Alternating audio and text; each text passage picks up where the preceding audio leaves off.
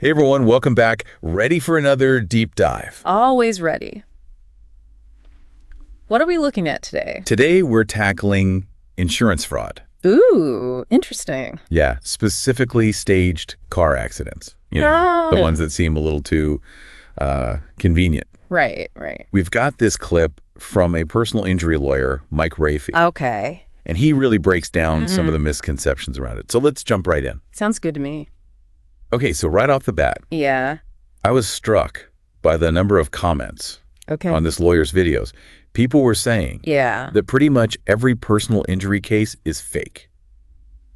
Wow. Really? Oh, yeah. It was like this whole wave of skepticism. It made me think about the whole ambulance chaser stereotype. Do you think that kind of feeds into it? Like people just assuming these cases are bogus? I mean, that stereotype is so pervasive. Yeah. Right? It's hard not to have that in the back of your mind when you hear about these cases. It makes you wonder how much of it is like genuine concern versus just like preconceived notion. Exactly. But this lawyer, Mike Rafey, he's pretty upfront about it. Oh, is he? He straight up says, does insurance fraud happen? Sure.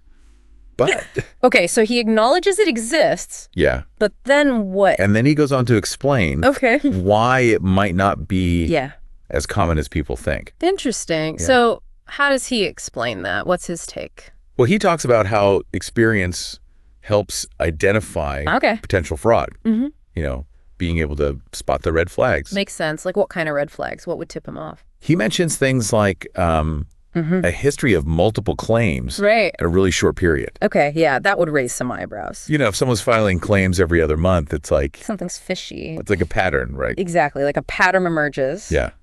And that sets off alarm bells. Makes sense. I mean, you'd have to be pretty unlucky to have that many accidents. Right. Unless something else is going on. Exactly. And, you know, he doesn't go into too much detail in this particular clip. Yeah. But I'm curious, what other kinds of red flags would a lawyer look for? Well, I'd imagine things like inconsistencies in witness statements, right? If people are telling different stories about what happened, that's a big one. Or maybe injuries that seem way more dramatic than the actual accident would suggest. Exactly. Like a fender bender resulting in, I don't know, a broken back or something. Yeah, something doesn't add up. Right. The pieces don't fit. And he even uses this phrase, first line of defense.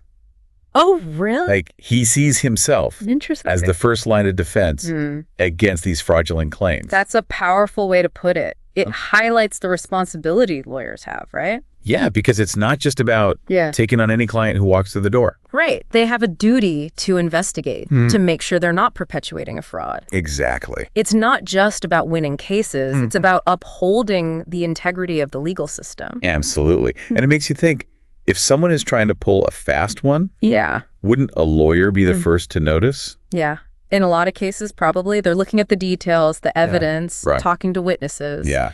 They'd be more likely to spot those inconsistencies. Exactly. And then there's the whole issue of dash cam footage. Oh, right. He talks about how crucial that is, especially in these staged accidents. It's like the ultimate proof, right? But what if there isn't any? Oh, that's tricky. That's got to be a headache for investigators. Yeah. It makes things a lot harder to prove. But, I mean, is that even enough these days? What do you mean? Well, with everyone having smartphones and security cameras everywhere. Yeah, you'd think it'd be hard to get away with it. Right. It's like, when did you get caught on something? You'd think so. But scammers are getting creative. Oh, I bet. They might stage accidents in areas where there aren't many cameras or try to tamper with existing footage. It's a constant arms race. Wow. So it sounds like these lawyers are walking a real tightrope. Yeah, I see what you mean. They have to advocate for their client. Right. But also make sure they're not being taken advantage of. Exactly. They can't let a fraudulent case slip through the cracks. That's a heavy burden for sure. It's a tough ethical dilemma. That makes you realize it's a lot more complex than those cheesy commercials. Oh, yeah, totally. You know, slip and fall and all that. Real life is way more nuanced. So just to wrap things up. Okay. It seems like insurance fraud. It definitely exists. Right. But it's not necessarily this huge epidemic some people make it out to be. Agreed. And it sounds like lawyers play a key role in keeping it in check. Absolutely. But here's something to think about. Okay. With all this new technology, right? You know, dash cams, smartphones, how is that going to impact insurance fraud in the future? That's a good question. Will it make it easier to catch these scams? Or will the scammers just find new ways to stay ahead of the game? That's a fascinating question. It's a real intersection of law, technology, and human behavior. Yeah. Who knows what the future holds? Lots to ponder, right? Absolutely. All right, everyone, that's our deep dive for today. Thanks for having me. Until next time, keep those brains buzzing.